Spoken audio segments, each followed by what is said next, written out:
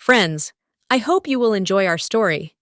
If you like the story, please like the video. If you are new to the channel, don't forget to subscribe and hit the notification bell so you can get the next update first. My name is Arishi, and this story is about my daughter, Aditi, and her life. I come from a small town in Patna. After I became a widow, my parents arranged a second marriage for me. They married me to a man who already had a son, and I had a daughter of my own. My daughter and his son used to sleep in the same room. However, every morning, my daughter would change the bedsheet and then secretly wash the old one before going to bathe. Sometimes she would even faint and was growing weaker day by day. One morning, I went to her room early, but what I saw left me utterly ashamed. I prayed from the bottom of my heart, "Oh God, may no mother ever witness such a scene," because there, my daughter and stepson were. I had become a widow just 3 years after my second marriage, at the age of 18. My first marriage had been arranged by my father when I was just 15. I was the only daughter of my parents, but I always felt like a huge burden to them, as if I wasn't even their child. My mother passed away right after I was born, and my father had always wanted a son. Because of this, he disliked me and stayed distant, never showing me any love. He didn't even consider me his own and often scolded me in anger. Due to some family restrictions, my father couldn't remarry, and that might be why he harbored so much resentment toward me. He always spoke harshly to me, and eventually he married me off at an early age. My first husband was a teacher in a government school, and we had a 3-year-old daughter. However, one day, while returning from school, he met with an accident and passed away on the spot. That day felt like the end of the world for me, as if a mountain of problems had crashed down on me. After some time, my in-laws sent me back to my father's house, as they too saw me as a burden. My in-laws also did not think well of me. In their eyes, I was an unlucky woman, as if I was responsible for their son's death. Silently, I returned to my father's house with him. Even my father saw me as a burden. I would often cry alone, holding my daughter close to my chest. After a few days, my father arranged my second marriage. He married me to a man who already had a son, just as I had a daughter. Since both of us had similar circumstances, our marriage was arranged. Otherwise, I would not have received any good proposals. His son, Abhishek, was a year younger than my daughter, Aditi. We started living together, and time passed. Before we knew it, Aditi turned 16, and Abhishek was 15. One day, Abhishek's father passed away too, my second husband. He left this world as well. He had always been unwell, suffering from various ailments, but somehow we managed to get by. After his passing, it felt as though all the happiness had left the house. Thankfully, we owned our home, so there was no worry about rent. We also ran a small grocery store from the house. One night, while we were all sleeping, there was a loud noise. My heart sank, and I was terrified. The sound had come from Abhishek's room. I ran to his room, and what I saw left me in shock. The ceiling had collapsed. I panicked, fearing that Abhishek might have been trapped under the rubble. When I went closer to check, I found that Abhishek wasn't there. He must have gotten up to go to the bathroom, and that saved his life. I thanked God. It was a relief that Abhishek was unharmed. If anything had happened to him, how could I have faced his late father? But we didn't have the money to repair the ceiling. The room was completely ruined, and the ceiling had entirely caved in. We had no choice but to leave it as it was. After that, I moved my bed into the kitchen and asked both the children to sleep in the remaining room because it was too cold outside, and no one could sleep out there. That room had one bed and one cot, making it very difficult for 2 people to sleep. However, we had no other option. One of the rooms was used for the shop, and my late husband had built only 3 rooms in the house. For a family of 3, the arrangement was fine, but we needed 1 room for the shop as well. It was a difficult situation, but we had to make do. One morning, after Abhishek had spent the night in the room with Aditi, something happened that left me completely stunned. Abhishek had already woken up in the morning and was sitting down for breakfast while Aditi was still asleep. She usually didn't sleep this late, but today, why was she sleeping so long? She had the habit of waking up early in the morning. I even called out to her, but she didn't wake up. After a while, I went into her room to check on her, and I found out that she had fainted. I was terribly frightened. What had happened to her? I immediately told Abhishek to call the nearby doctor to our house. When the doctor arrived, he said, "She has fainted. The girl is quite weak, and she also has a lack of blood. Don't make her do any heavy work. Just make her rest, give her fruits and good food. She will recover." When Aditi regained consciousness, I went to her and asked, "What happened to you?" She said, "I was just sitting, and suddenly I started feeling dizzy and fainted." I told my daughter, "You rest. I'll prepare breakfast for you." When I brought the breakfast to her room, I saw that she wasn't there, and the bedsheet was also missing from the bed. I went outside and found her sitting and washing the bedsheet. I asked her, "Why are you washing this bedsheet? You're not feeling well, and the doctor has advised you to rest." I scolded her and said, "Get up from here and go back to your room. Have your breakfast. You'll only get better if you eat something." She replied, "No, I need to wash this bedsheet to spread it back on the bed. We only have one bedsheet in the house." I said, "Why have you suddenly become so obsessed with washing this bedsheet? It wasn't even that dirty for you to start washing it now." "Leave it, I'll wash it myself. Get up from here." But she didn't listen to me and went to dry the bedsheet on the roof. Only after that did she have her breakfast, and then she slept for a while. By that time, Abhishek had left for work. I had only made him study up to the 10th grade, and he worked at a clothing store. He was very hard-working, and I used to manage the shop at home myself. Anyway, most of the customers were children, and the day passed just like that. That day, Abhishek told me he had already eaten. He came late, and Aditi was already asleep in her room by then. He also went to his room to sleep. I had set up my cot in the kitchen and was unable to sleep due to the change in place. I was remembering my husband. My second husband was a very good man who cared deeply for me. He never taunted me about my first marriage and always treated my daughter as his own. I had also never told Abhishek that he was my stepson. He had taken his share of love from me and loved me even more than a real mother. He obeyed me as well. He was the only man in the house and our sole support. Otherwise, where would the two of us women have gone? He was doing his work well. I had also suggested to him to continue his studies privately because a good degree could help him secure a better job. He agreed with me. The next morning, something happened again that left me shocked. Aditi had fainted once more, and this time, her appearance made it seem as if all the blood had been drained from her body. Her complexion had turned completely pale. I called the doctor again. The doctor repeated the same thing and asked, "What did you feed her?" I explained everything and said, "I gave her the usual lentils, vegetables, and fruits, and she didn't do any work all day." The doctor asked, "Then how did she become so weak again?" "This is a serious matter. If this continues, your daughter's life could be in danger. Fainting so suddenly and remaining unconscious for hours is not a trivial matter." The doctor firmly explained everything and left. When Aditi regained consciousness, I warned her, "If you do any work again, you'll have to answer to me." However, a little while later, when I went to her room again, I was stunned to see what she was doing. She was washing the bedsheet again. This time, I watched her from a distance, because whatever she was doing didn't seem normal. She would wake up from unconsciousness and start washing the bedsheet. What was happening? Why was she doing this? Since the time my son had started sleeping in her room, she had been behaving like this and fainting as well. Abhishek was her stepbrother, but they had grown up together since childhood and shared a bond like real siblings. Then why was this happening? Why was my daughter's health deteriorating day by day? I would cry and wonder what was going on.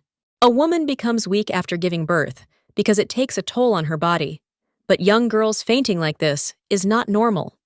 The very next day, she washed the bedsheet again and hung it to dry on the terrace. She was also looking around, as if checking whether I had seen her. I was watching all this from the kitchen window. I didn't let her realize that I was observing her. But what was my daughter doing? She went back to bed and covered herself with the top sheet so that I couldn't figure out whether the bottom sheet was there or not. I gave her breakfast and medicine. Our family shop wasn't doing well. No big customers came to our shop, only children who came to buy candies for 5 or 10 rupees and left. This wasn't enough to make ends meet. I was very worried. But I didn't share this with my children or even with Abhishek, as he was already working. If I had told him, he would have been even more stressed, but I was deeply troubled myself. On top of that, the doctor had advised giving my daughter nutritious food, but we barely had enough money for basic meals like dal and roti. Managing household expenses had become extremely difficult. One day, something very strange happened. I overheard a conversation between my son Abhishek and my daughter Aditi, which I couldn't understand at all. My son was saying to Aditi, "You've already ruined your health. This won't work like this. If you're having so much trouble, then we can't go on with this." My daughter replied, "No, I need to do this. Opportunities like this don't come often. And how was I supposed to know that this would happen to me? I didn't even realize I didn't have the strength for this." My son said, "Well, now you know, right? I can't risk your life for this." To this, my daughter replied, "No, it's just a matter of a few weeks, and after that, this chance won't come again." What was going on? I couldn't understand what they were talking about. One day, I saw something that left me stunned. Early in the morning, my daughter washed the sheet again and hung it on the terrace to dry. Then, she stood to the side, vomiting. I asked her, "What happened to you?" She seemed flustered and said, "My stomach suddenly got upset." I asked, "What do you mean your stomach got upset? What have you been eating, and why do you keep washing the sheet? What are you hiding from me? If I find out that you've done something that has put our family's honor at stake, I will never forgive you." My daughter was shocked and said, "Mother, what are you talking about? There's nothing like what you're thinking. It seems like you've watched some movie today, or someone has filled your ears against me, which is why you're saying such things. Why would I do something like that? And if I washed the sheet, so what? It was dirty, so I cleaned it. You know I've been unwell for days, and because of the medicines, my stomach has been upset. If I vomited, it doesn't mean anything else." She spoke to me like this, and in anger, I slapped her across the face. She fell to the ground. Just then, Abhishek came into the room and said, "Mother, what are you doing?" "Why did you hit her?" I replied, "Yes, I hit her. I should have done this long ago, but I haven't yet fully figured out what's going on. The day I find out the truth about you two, you'll see." At this point, I didn't even know what had come over me. I was speaking whatever came to my mind, but I knew I shouldn't have acted this way. That night, I suddenly woke up to find the light on in my children's room. What were they doing awake at this hour? They were supposed to be asleep, and earlier in the evening, they'd told me they'd go to bed early. When I went closer to their room, I saw they weren't just awake, but also talking, and seemed very happy about something. My son was saying, "You're very lucky," to which my daughter replied, "Yes, I am lucky, but tomorrow when I fall sick again, Mother will get very worried. How long will we keep lying like this?" My son responded, "Just a few more days, and everything will be fine." Hearing their conversation, I was shocked. I couldn't hold back anymore and tried to open the door, but I was surprised to find it locked from the inside. Why had they locked the door? It wasn't even cold enough to keep the door shut. They should have left it open. I started knocking on the door repeatedly, but even after all that knocking, it took them half an hour to open it. When I finally entered the room, I saw there was no one else there but the two of them, sitting as though they'd just woken up. I asked, "Why did it take so long to open the door?" They said, "We were sleeping." I replied, "Don't lie to me. You were awake and talking." They responded, "Why would we stay up at this hour? Why would we talk? It's not like we have an exam tomorrow to prepare for." I couldn't make sense of their behavior. I had no words to speak. I couldn't understand what they were saying, because both of them were sitting there as if they had just woken up from sleep. After that, I didn't say anything to them and left. but I kept thinking that something was definitely wrong. I was shocked to see one day that my daughter had nail marks on her arm. These were wound marks. I couldn't understand how she got scratched like that. When I asked her, she said it was from a knife, but knives usually cut fingers, not arms. My daughter was hiding something from me. Sometimes she would faint, sometimes strange marks would appear on her body, and other times she would get up and start washing her bedsheet and wouldn't let me enter her room. My mind was going to a place I didn't want to think about. It was my fault. Why did I let fire and water stay together? I shouldn't have done that. I decided what I had to do. I shouldn't have allowed a young boy and girl to sleep in the same room. It was my mistake. I should have paid attention to these things. Abhishek was Aditi's stepbrother, and it doesn't take long for intentions to change, especially at their age. A real brother is real, but a stepbrother is a stepbrother. So why was I letting a stepbrother and stepsister sleep in the same room? If we don't keep an eye on our children, problems are bound to arise. It is our responsibility to distinguish between good and bad influences. Children are innocent and often make mistakes out of naivety.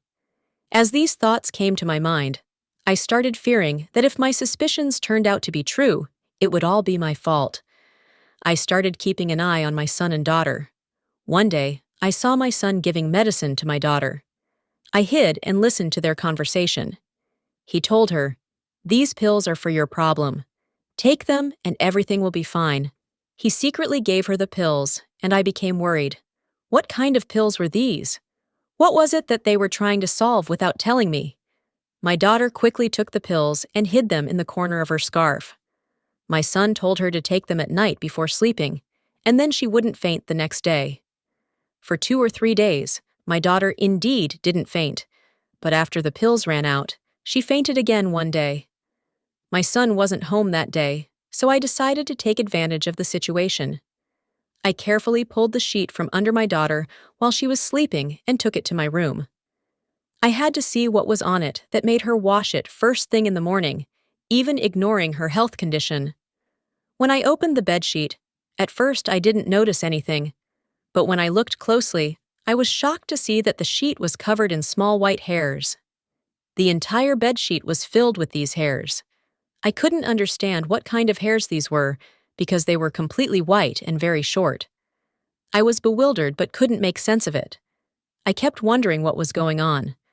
I had been keeping an eye on my son and daughter's behavior, so all these thoughts were running through my mind, but I hadn't reached any conclusion. By then, my daughter had realized that I had seen the bedsheet. She came and sat beside me, looking somewhat nervous. I asked her, "What's the matter? Why do you seem so troubled?" She asked, "Mom, where is the bedsheet?" I replied, "I've washed it and put it out to dry." Hearing this, she started to leave, but I grabbed her hand, stopped her, and said, "I've seen everything on that bedsheet. Tell me what's going on. What are you hiding from me? I've been so disturbed for days, and my mind is filled with negative thoughts."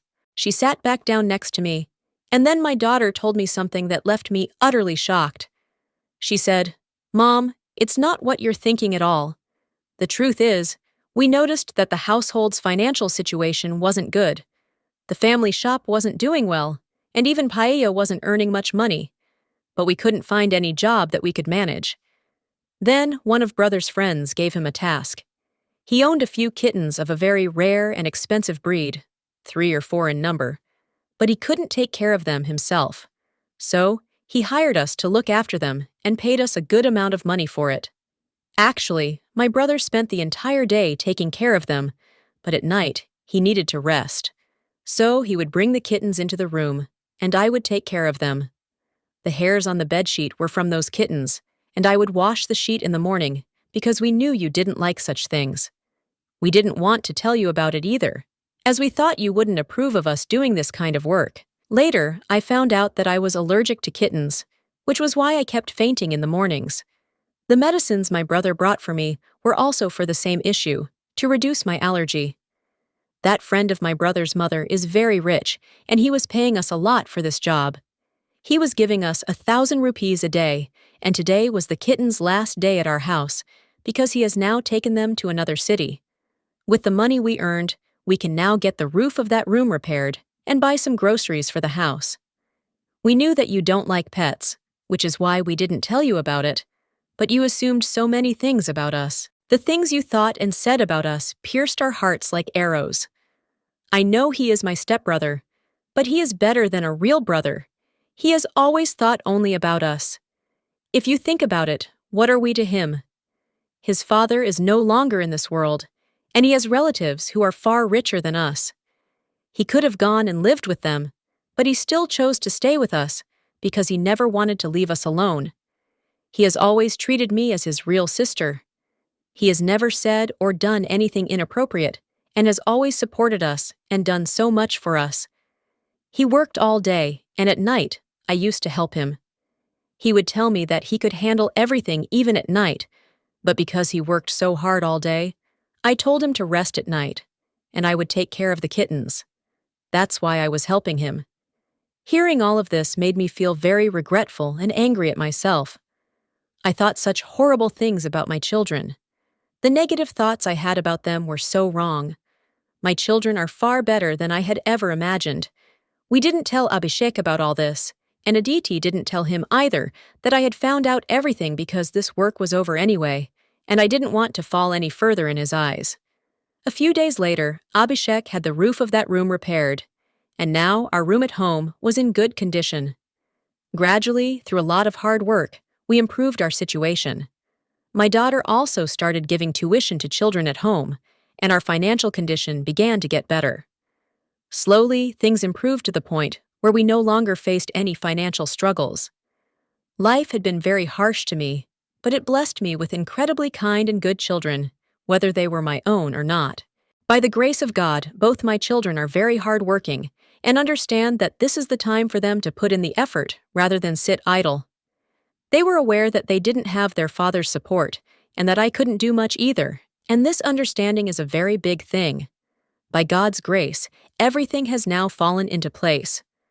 I am immensely grateful to the Almighty. Things did not turn out the way I had feared, but they could have.